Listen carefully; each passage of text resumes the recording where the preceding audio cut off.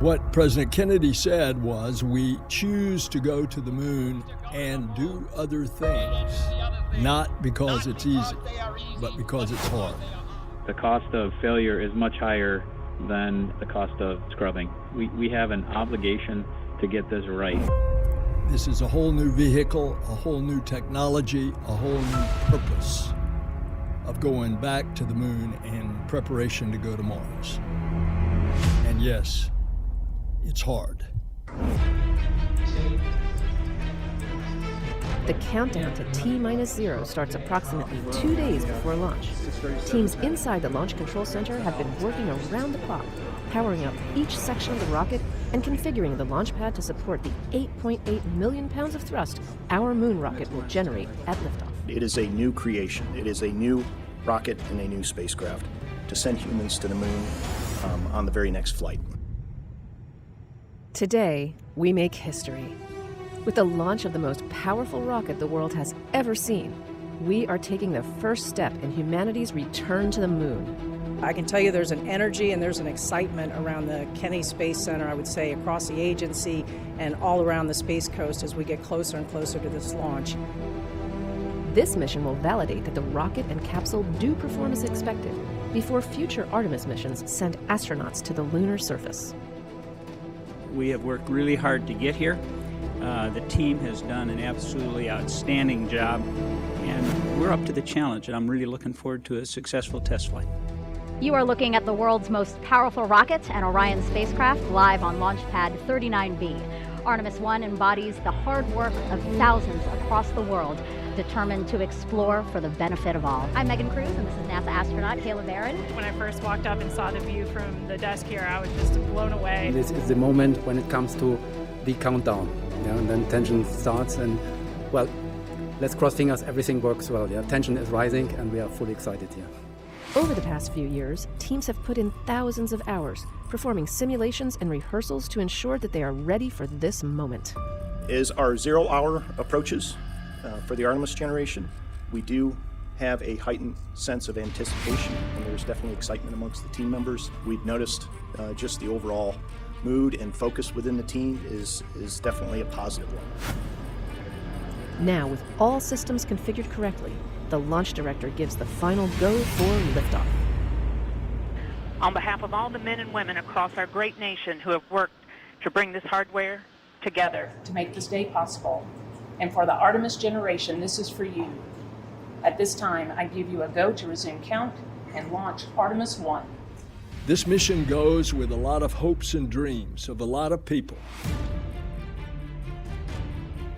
It's no longer the Apollo generation. It's the Artemis generation. That brings a whole new world of discoveries. T-minus 50 seconds and counting.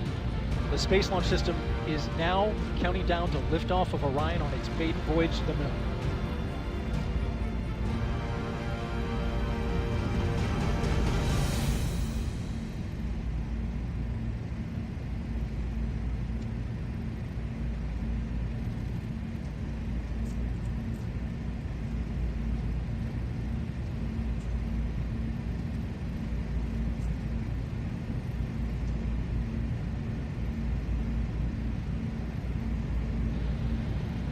And here we go.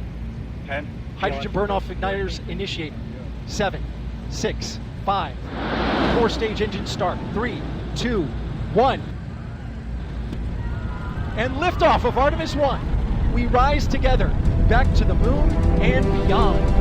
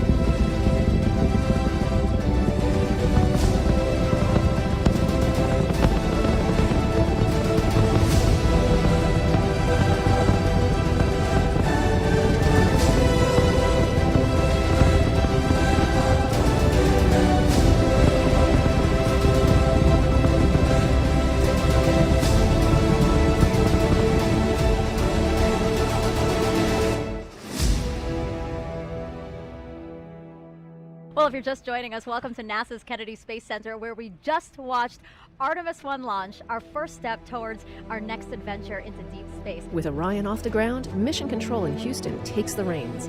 Our nation is returning to the moon. And we have worked hard as a team. You guys have worked hard as a team for this moment. This is your moment.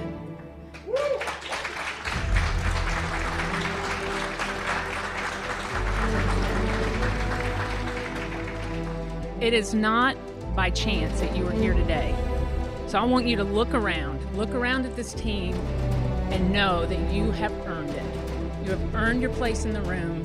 You've earned this moment. You have earned your place in history. The successful launch of SLS is just the beginning. Orion will spend the next several weeks journeying around the moon, sending flight data back to teams here on Earth for real-time analysis. During its mission, Orion reached speeds traveling about 30 times as fast as the speed of sound.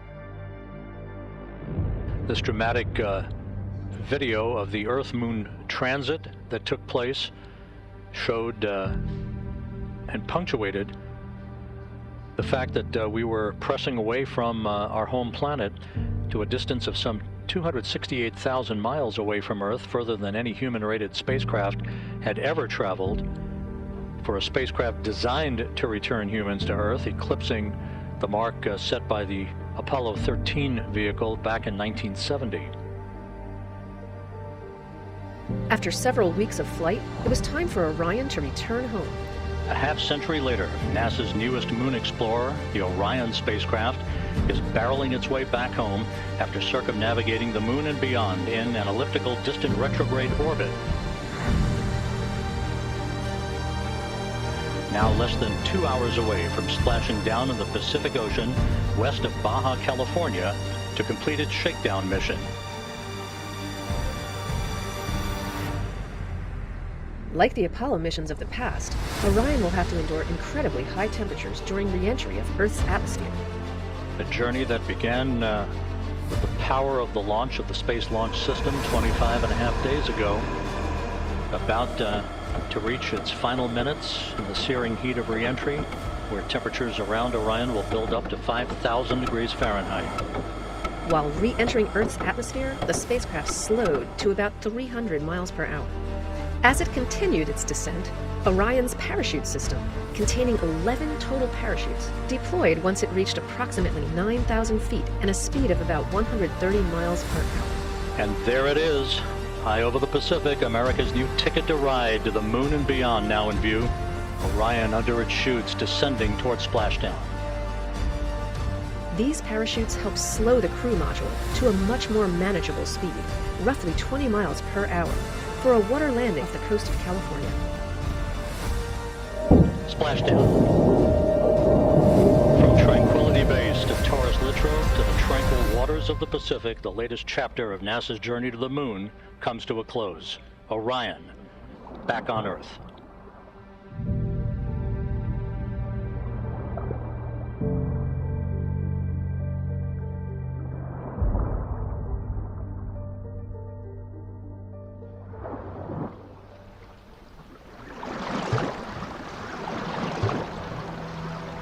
We've got a perfect view, a front row seat to the Orion splashdown. It's simply beautiful out here. That is a human-rated capsule that went around the moon and returned and is now in the Pacific Ocean. I think I can speak for the whole dive team that we're honored to be part of history and to be part of something so monumentous, and just ready and excited to go out and do this. When Orion was deemed safe to approach, team members jumped into the water and attached hardware that steadied the capsule.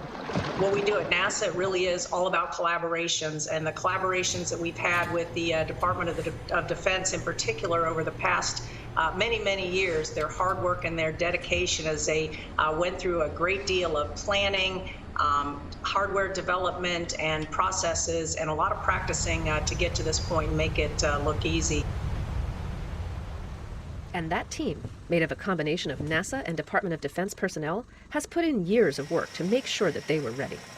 Melissa Jones, the recovery director, just came from outside the ship's control center where she was monitoring and, of course, managing her team in the midst of this recovery. So, Melissa, thank you for being here. Thank you for having me. It's just been a long time coming. We've been working this mission for a while, and we've done a ton of training. And every time you do training with a mock-up capsule, you don't have any of that. You don't have parachutes. You don't hear it coming back to the atmosphere, the sonic booms and all of that kind of stuff. And today that actually happened. It's just amazing.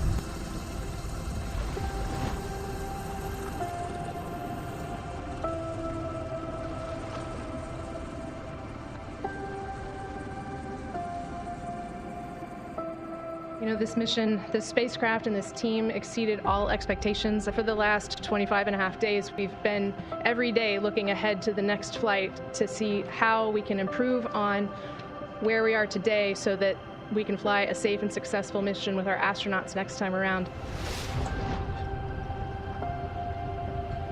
Once stabilized, the team secured the spacecraft with hardware and rope assemblies and towed it to the Navy ship.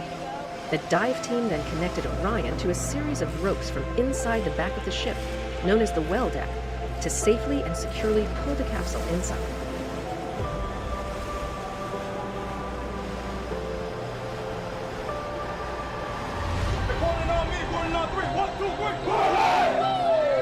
With Orion safely secured inside the ship, teams made their way to Naval Base San Diego, where the capsule was offloaded and prepped for its cross-country trip back to its home base, Kennedy Space Center.